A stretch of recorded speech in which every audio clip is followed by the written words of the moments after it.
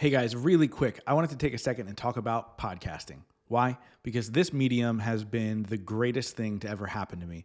A little over 5.5 years ago, I bought a $60 microphone and everything in my life has changed.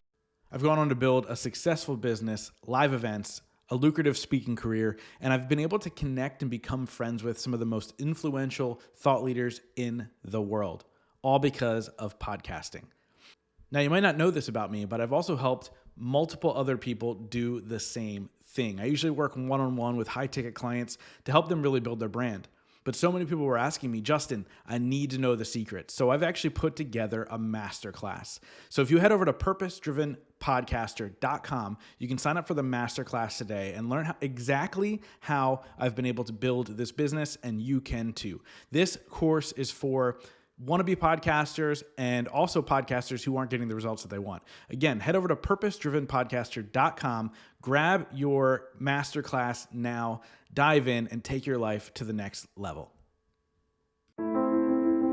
Welcome to the Growth Now movement. I'm your host, Justin Shank. I'm an entrepreneur, speaker, and podcaster who years ago decided to go on a journey on how to grow in all areas of my life. What I found out was it's really a matter of focusing on the 4 pillars of life: business, relationships, spirituality, and wellness. And that's what we do here. We explore how to continuously grow in those areas, all while having a ton of fun doing it. I'm really excited you're on this journey with me. Now let's get to this week's episode. This week, I sit down with my girlfriend, Lauren Blackford. Lauren is a holistic wellness coach, a yoga instructor, and certified crystal healer. After losing her dad to Alzheimer's disease and going through a divorce to become a solo parent, she went on a mission to learn how to heal herself and others emotionally, physically, and spiritually. Losing her mom just last year to heart disease has doubled down her desire to help herself and others heal themselves to overcome genetic markers and raise their vibrations for their most optimal wellness. As a multi-passionate coach and teacher, she uses nutrition, yoga, lifestyle coaching, crystals, energy, sound, and meditation to help people live their best and most vibrant life. In this conversation, we talk about just that. We talk about what is holistic wellness. How can we make sure that we're taking care of ourselves, not just by what we eat, but by how we approach our relationships and by how we approach life in general. So I think you guys are going to absolutely love this conversation. I'm so glad to finally have Lauren on the show. And so before we get there, I want to let you guys know that tickets to the summit are still on sale. So head over to growthnowsummit.com, grab your tickets. As a matter of fact, Lauren will be teaching yoga during the Saturday morning before we kick off that day. So make sure you come, hang out with us, take some yoga, learn from some of the world's leading thought leaders, and let's go have some fun. growthnowsummit.com. And now, without further ado, let's get to the episode with Lauren Blackford. All right, so I'm not going to start this episode the way I normally start episodes, because normally I'm on Zoom and I hit record and it's super fancy and I go, welcome to the show. But my guest happens to live with me this week, and she just laughed when I tried to do the Lauren, welcome to the show. But Lauren, welcome to the show. Thanks, Justin. Thanks for having me. It's really weird. So I just have to preface this because I'm sure I'm going to do it during the interview. I don't call you by your name. You don't call me by my name. We call each other babe. Mm-hmm. Very rarely do we use names at all. So if you guys just know that that's just going to happen in this interview because I feel weird saying Lauren. Well, you won't let me call you Justin. That makes me sound so mean. No, it's just your thing. It's weird. When you say Justin, it's weird. It sounds formal. Yeah. And we're not very formal. No, we are an informal household, etc. But why don't you take a second and tell my audience who you are, what you're all about, and then we'll dive into the meat and potatoes. So aside from being Justin's live-in girlfriend, I am a holistic wellness coach. I am a registered yoga teacher. I am a certified crystal healer, and I dabble in other things like meditation and sound healing. I'm also, until we lived together, a solo parent of 2 children that I've been raising by myself for many, many years, and now Justin's helping me with that, which is lovely. So that's me. That's a lot of stuff. It is. That's a lot of stuff. But the reason a couple of reasons I wanted you to come on the podcast.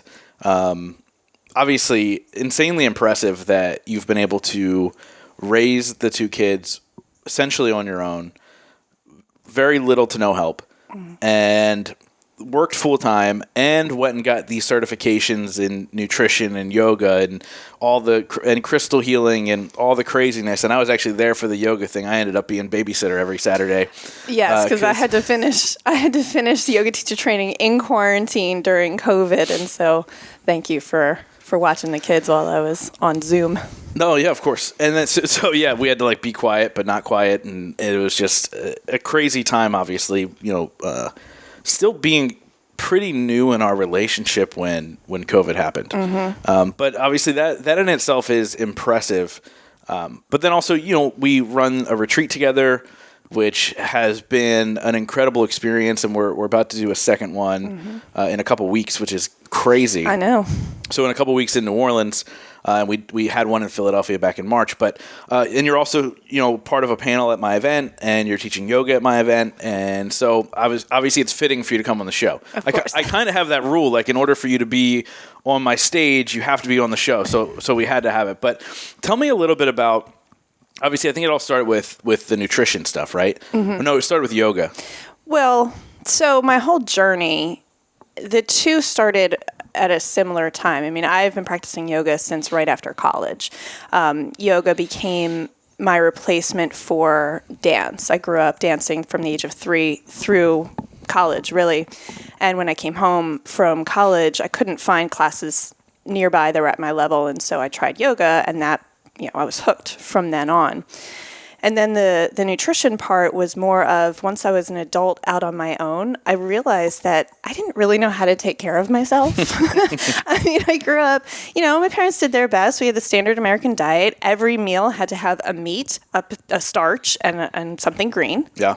But I didn't really know how to nourish my body. And so then it became just a personal journey of, how do I feed myself? How do I cook for myself? My mom, God love her and rest in peace, she was what I call the shake and bake mom.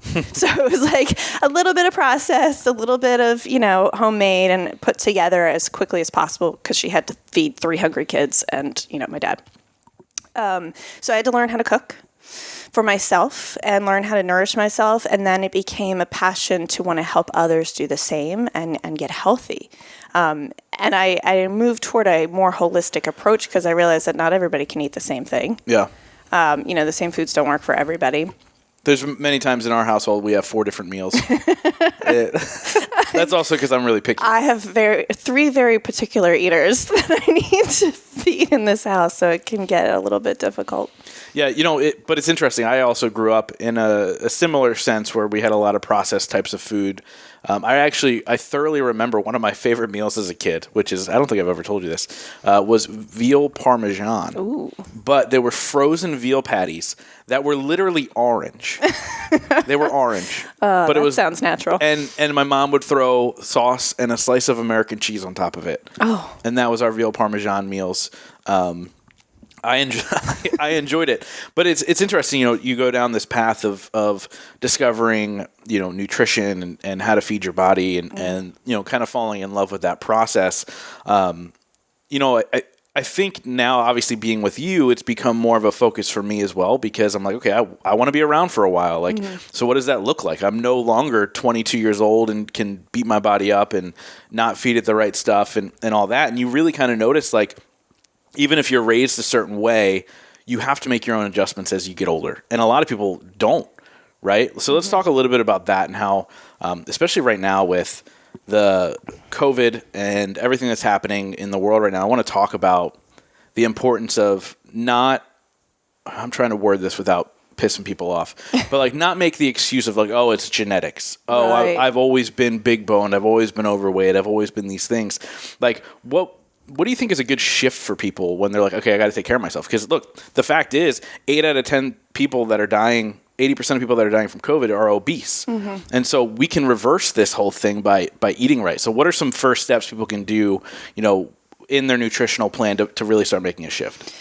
Yeah. So I just want to go back to what you were saying about wanting to be around for a while and the genetic factors, because I think that's something that's so significant in my life and in my experience. Both of my parents passed away at age 71, 8 years apart, almost to the month, but and their their deaths were very much influenced by lifestyle factors. Now, my father had Alzheimer's disease, which is a very genetic disease. My grandmother had it, his mother. My mom died from heart disease, which is also a very genetic thing. But Harvard Medical, I believe it is, I apologize if I'm misquoting, states that 70 to 80% of heart disease deaths are lifestyle induced. So this whole idea about, it's genetics and I don't have any control over it is BS. Yeah. Because you do have control over it. The choices that you make every day will determine whether or not those genetic ailments will express themselves in your body. There's always a pet expresses. Yeah. So it's choosing the processed foods, which will definitely express those diseases, or choosing the whole natural foods that will help your body actually overcome any of those ailments or any other chronic illnesses. So what people can do to really start, because as you said, we do have a crisis of health in this country, and especially with COVID and everything, the comorbidities have been a huge spotlight. I feel like people need to really take a look at what they're doing in their everyday life. I take a very individualized approach when I coach people because, one person's food is another person's poison. So I don't ever say this is the diet that you need to follow because that's not true for everybody. So it's being very self-aware of what you're putting into your body, how it's making you feel. Your body sends you a lot of signals. If you're eating something and you feel bloated and gassy and you have pain afterwards, clearly your body's telling you that's not the food for you. Yeah. And it could be a variety of things. Some people can't eat raw foods. I mean, you and I eat salads all the time. Yeah. But there are some people who a salad will give them bloating because their body is not meant to process raw foods like that. So, yeah. I didn't know that. Yeah, so that's why I'm very big on bio-individuality and finding what is the right food for your body. What are the right supplements for your body? Nobody can tell you what they are. They can give you guidelines, which is what I do.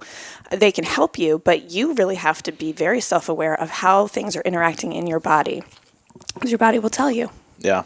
There's something that you said a while ago, and I don't even remember what we were talking about. We were just having a conversation, and you talked about how, like, somebody who has a shitty diet for X amount of time, they don't even realize they feel bad because they constantly feel bad, right? And so, like, people are probably listening to this and they're going, "Well, yeah, I know I don't eat right, but I wake up early, I exercise, I do all these things, and blah blah blah, and I don't feel like crap." Like, the truth is, and I think that I'm a good example of this. When I cleaned up my diet, I looked back and went, "Oh, I always felt like shit," but I didn't realize it, right? Like, that's just how I felt. I thought that was just like normal human stuff to feel tired and lethargic all the time. And so you have to, in order to see the change, you have to make the change, right? And so I wish I remember what we were talking about because it was a good point, but you had brought that up. And, I kind of tied that into like the whole limiting belief process and how to overcome those things, right? The limiting belief is, I can never be that healthy person. I can't be the person who makes all my meals. I can't be this person, right? You make all those excuses. But in order to see the change, you have to get uncomfortable, get the support system and then take action and change things. And I think it's, again, a really important time for us to have this conversation in the world in general, because of COVID, because of, people just putting things into their bodies without even paying attention, right? The miracle drug, whether it be the poke as it's called, or anything else, really. Like, you have to know what you're putting into your body. So what type of things do you do for research so you know that, so you can make the right decision for you, whatever that decision is? What kind of things do you do?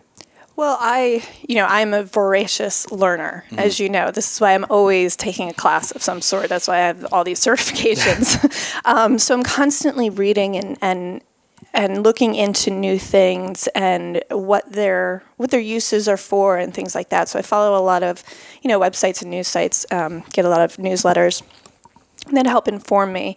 And then what I do is I use my body as my own private laboratory. Like, you're your own best experiment. Yeah. The supplement will come up and this is the greatest new supplement, we have come up with. It's going to work great. The only way to know is to try it. Yeah. So you have to be very careful, though, because obviously you don't want to just, like you said, put things into your body that you're not aware of. So it's important to understand the source that it's coming from. Is this a trusted source?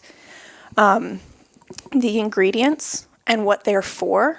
You know, I obviously tend towards a more natural approach. So my supplements and my food, the ingredients are very clean, and I can pronounce them, and I know what they are, and I know why they're in it.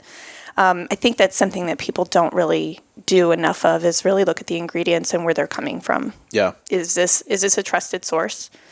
And is this clean enough for my body to have a benefit from it? Let's talk about that really quick, right? 'Cause sometimes a trusted source is not really a trusted source, right? Like we talk about, you know, I've talked many, many times on the show about my mom's addiction issues. Well, she was taking a medication that was given to her from a trusted source, Yes. which ultimately led to her death. You recently just hurt your ankle, Yes. And had anti-inflammatory, and you had a reaction to that, but it came from a trusted source. Talk about that and how aware you had to be, and then make the shift. Yeah, so when we talk about trusted source, like, yes, obviously we want to trust our doctors. In my opinion, pharmaceuticals should never be your first line of defense. Yeah. Our body's not designed to just use pharmaceuticals. They have their purpose. I'm not slamming them at all, but it's important to understand how they interact with your body chemistry. And in reference to what you mentioned, so I developed tendonitis in my right ankle. I had to go to urgent care. So I was prescribed anti-inflammatories for it. Now I have a tendency of anxiety and depression, and I know how to manage them naturally, and I know when things are about to, go into a depressive episode. So I started taking that anti-inflammatory on Sunday, and by Tuesday night, I was having a sobbing fit for no reason. I'm a crier, but I always know why I'm crying. I am a crier. Justin, you know that, but I always know why I'm crying. And I could not ascertain what was causing this reaction. And in that same time, I was about 2 steps away from passive suicidal ideation. And I know what that looks like because I've had it before. Again, I manage my depression and anxiety naturally, and I have successfully done so. And I was having a moment where I was like, I don't know why I'm feeling so terrible right now. And I had been for the previous 2 days. I mean, you saw it. I was sad all the time. I think you're sad all the time anyway. That's a different story. I have resting sad face instead of RBF, just so you guys know. No, but I was sad for 2 days, and I thought it was just because I was hobbling around on crutches in an air cast. And then when that fit occurred and the passive suicidal ideation was coming up, I realized that something was very much amiss. This was not normal. And I realized it was this anti-inflammatory, non-steroidal anti-inflammatory, not too different than ibuprofen. Right. But I did a little Google search and looked at their side effects, and in rare cases, it does cause depression and anxiety. And I said, okay, I'm done. Yeah. So I stopped taking it. I started taking ibuprofen instead because I know how that works with my body. And I was fine within 24 hours. Yeah. It was amazing. Not even. It was almost by time 12 hours. Yeah. Yeah. So I have a long history with interactions with pharmaceuticals. They don't always work with my brain chemistry, even if it's not something that's for brain chemistry. So it's becoming very self-aware of that and understanding that while, yes, I was prescribed a medication from a doctor. Now, granted, this was urgent care, so this woman had never seen me in her life. So there was no history there, but I, thought nothing of it and just started taking it because I needed pain relief and inflammation relief for this injury. So trusted sources can sometimes not be,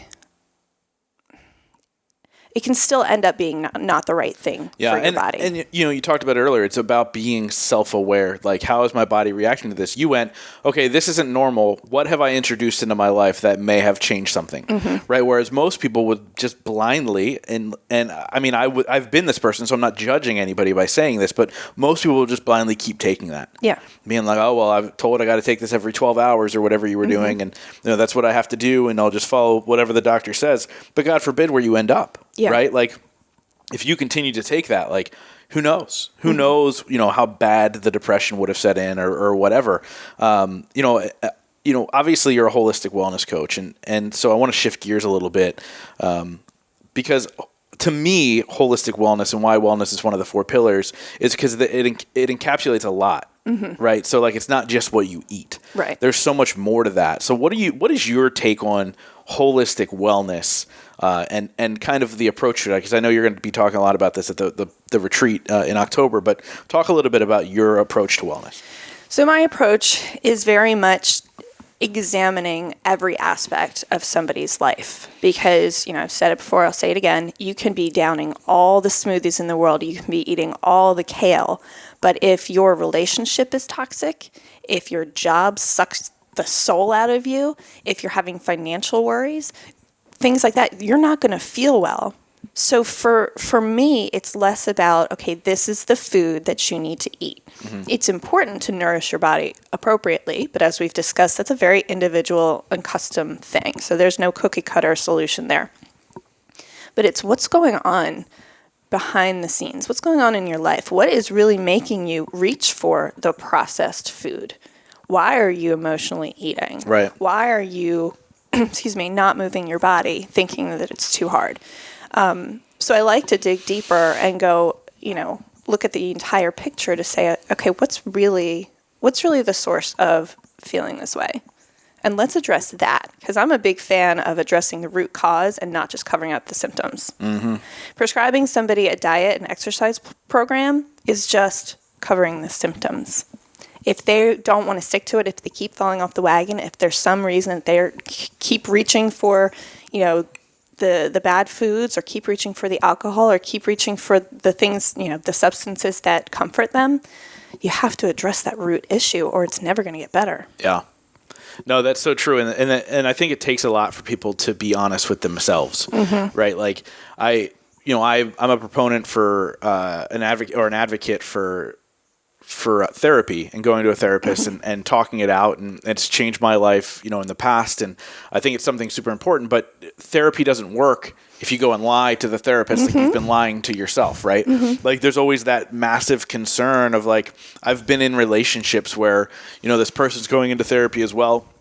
And I'm just like, she's probably going to lie, right? Like just because people, they want to feel good. They want that person to say, oh, okay, they're okay, right? I lied when I was 16 and talked my way out of therapy after 3 sessions, and I was 16. So I think it's the idea of like reflecting on, I can improve. And there's no shame in that, right? Like I think the idea of like accepting where you are in this moment and then going, how can I just be better? Not that what I am is wrong or bad or whatever, but how can I be better? And so what are some things that people can do to kind of start self-reflecting? Because it's hard. That's hard to do sometimes. It really is. So the thing that I think is the most important, and we've been talking about this, is being extremely self-aware. And you mentioned earlier, you have to get uncomfortable. And that's really the key, because people don't want to go to those uncomfortable spots where things, they don't want to unearth the things that are really the root cause, because they'll have to get uncomfortable and things will get hard. Right. I was asked, like, how did I have the strength to leave my marriage? And, I had to really be honest with myself and get uncomfortable. And I will admit that in the beginning, it was harder.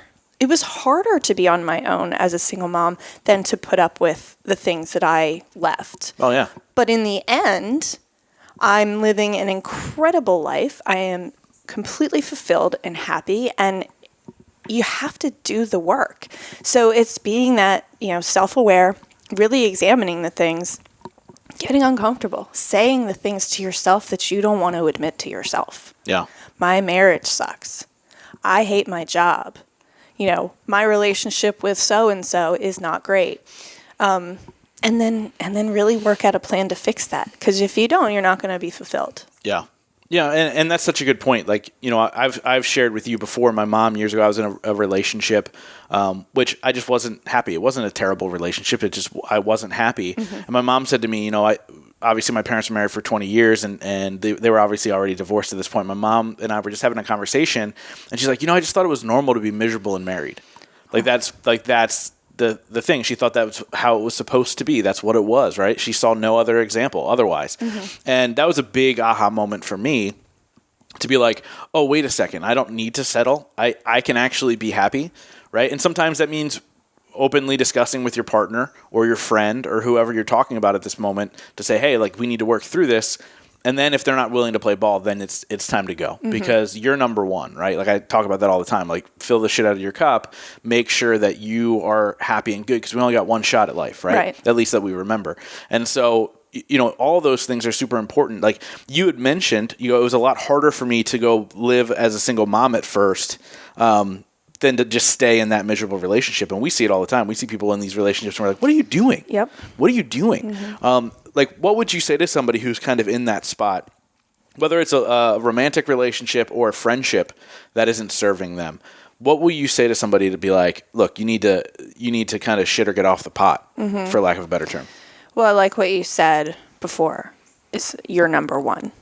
And I feel like a lot of times, and this is especially for the moms, because that's what I know, is society makes us feel like we are expected to sacrifice everything for the sake of our children.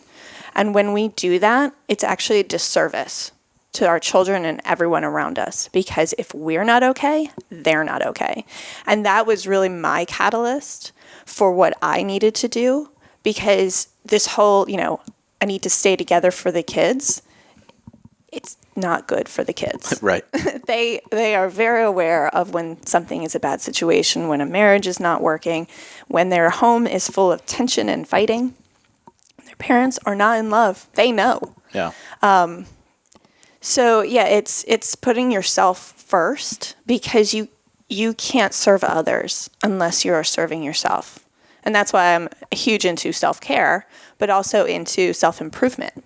Everything, my kids are who they are and they're doing as well as they're doing because I decided that enough is enough and I'm putting myself first. I love that. Because I think for especially single moms, they don't think there's room for that, right? Like I got to take care of these kids, the kids. But the reality is, and the cliche saying that I say often is you can't pour from an empty cup. And that works in any role in your life. Yep. As a friend, as a business owner, as a parent, as a whatever, you just can't. And so you have to do the things that you need to do in order to show up for them in the way that you do. But I love the fact that you said, I chose me first. And then therefore their lives better. Their lives are better for it. You know what I mean? And long term, look, there might be times where they're pissed off because, mom decides to do yoga instead of, play a video game with them. But when they're older, they're going to look back and be like, I am choosing to do yoga for myself instead of some toxic habit or whatever the case may be, right? Right. Well, and they learn by example. Yeah. I could tell them all the live long day they should be doing this. They don't listen. They don't listen. But they observe. They watch. They see what we do. They see everything that we're doing and how we show up in our lives. And that is the example they use when they get older. So again, you're not being of service to your kids if you're constantly just pouring into them and not pouring anything into yourself. They need to see what it looks like to be a grown-up. Yeah. A healthy one, a happy one, a satisfied one. The last thing we want is our children to grow up and be miserable because they don't know how to human. Yeah. I will say this, Aiden. So your son, Aiden, he's the 11-year-old. He listened one time to me, ever. And so it's really funny because you guys the three of you don't know personal space. Our love language is physical touch. Let's just explain that. And that is the bottom of my love languages. Yes. And so they're constantly, and I'm going to sound like a total a-hole for talking about it like this, but if you get me, you get me. They're constantly trying to hug me and get close, and I'm like, get out of my face! Like, what are you doing? Like literally, we were at a thing on Saturday. What's it called? A festival. Yeah. And like he was in my face the whole day. I'm like, bro, I know that you want love this way, and so I said to him, I was like, look, I'll give you hugs when you need them. I go, but I don't need them, and so. And I explained to him, my love language is words of affirmation. And so how often does he just give me, Justin, you're the man, right? So like, it's like the one time you listen to me, but I think that that's super important to be like, I'm going to communicate with you how I receive love. And if you are coming to hug me to show me that you love me, that's not how it's done. Right. And so I communicated with him, and now he does. He's like, you're the man. You're the best. You're funny. You're blah, blah, blah, whatever he says. All the things are true, by the way.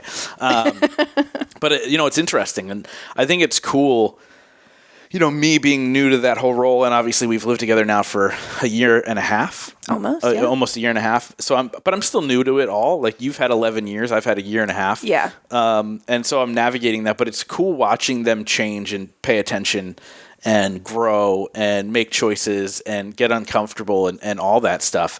But that's a whole nother episode that we could do, which we won't get into in this conversation. But, we're talking a lot about self-care, and we're talking a lot about choosing ourselves and making sure whatever, right? Making sure that we have the things we need in place. And so I'll ask you a question that I ask every single person on the show. It's a 2-part question. You might know it. The first part of the question is, what is your definition of success?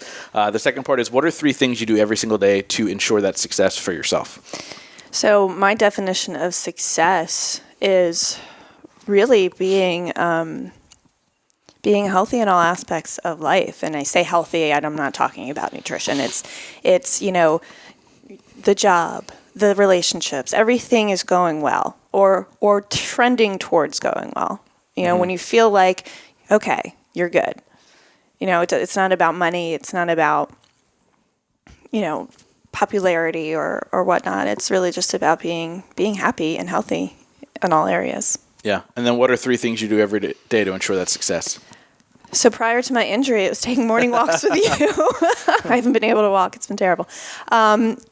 Moving my body, having communication with the people that I love, and taking the steps I need to take care of my body, mind, and spirit. It's a complex thing, but it is one thing that I do every day, and that includes my supplements and my yoga and eating the right foods and taking time for myself. Yeah, for sure. Like, you just left me on Friday and got all the self-care in and all that stuff. So you share on social media, obviously, Self-Care September and tips every day of things people can do. So obviously people can, I don't know when I might release this tomorrow. I don't know. But, people can go and check that out. But where else can people get a hold of you? I know you've got some free resources for them that they can go sign up for. What's all that stuff? Yeah, so my brand is Yozenity. So that's my website, yozenity.com. On Instagram and Facebook and YouTube under Yozenity with Lauren _. So my website has a lot of resources. YouTube has a couple of yoga classes and some sound healings that I have done. And I try to share a tip every day, beyond Self-Care September. I try to share, wellness, yoga, crystals, all of that. So those are resources for them. Sweet. And obviously, that I wrap up every single interview with the same question. Since the show is called The Growth Now Movement, that question is, in your life, what has been your biggest moment of growth? My biggest moment of growth. It's so funny because every time I hear that you ask this question, I'm like, what's my answer? So here's my moment. My biggest moment of growth is when I gave myself permission to walk away from my marriage. When I told myself, it's okay, you can do this. It never was something that I thought I was going to do, but I didn't really have a choice. And at the end of the day, I had to give myself permission. Awesome. Thank you so much for sitting down with me at our dining room table and having this conversation. And really, honestly, thank you so much for being an incredible girlfriend and partner and, I guess, business partner at this point. Yep. We're doing the thing that people say don't do in a relationship, as I said to Gay Hendricks the other week on the show. But, this is really – I'm excited to continue to see you grow and see us grow and just enjoying life with you. So thank you. Oh, thank you so much. Thank you guys so much for being a part of the Growth Now movement. This is how you can really help me out. If you guys enjoyed this episode, please share it out on Facebook, Instagram, Twitter, all that fun stuff. And let's grow this movement to epic heights. And it's all going to be because of you guys. Thank you so much, and we'll see you next week.